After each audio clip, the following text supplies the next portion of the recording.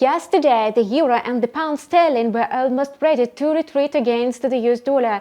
However, it took a different turn for the situation to develop. The fact is that the US dollar did not have sound reasons to rise.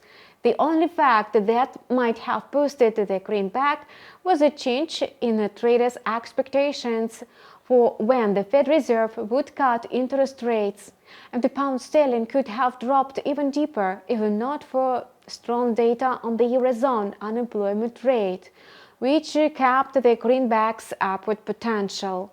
That's why the euro turned out to be more resilient than the British pound. It's highly likely that the US dollar will continue gaining in value. Firstly, the macroeconomic calendar is empty, and secondly, tomorrow the United States will issue its inflation figures, which will determine the future actions of the Federal Reserve. Curiously, forecasts for inflation are not rosy at all. Consumer price growth is anticipated to remain unchanged. What's more, some large investment banks suppose that the growth pace may even accelerate.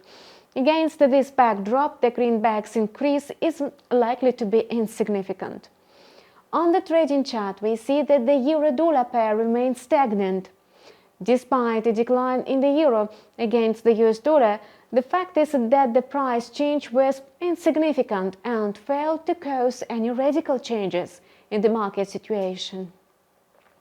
The current stagnation may reflect either uncertainty among traders or an accumulation process. Both situations may result in speculative price swings. Under the current conditions, it's still better to wait for an outgoing impulse and consider sell orders once the price slides below the support level of 1.0925, with the targets at 1.0876 and 1.0864. Long positions could be opened if the price consolidates above 1.0986, with the targets at 1.1042 and 1.1107.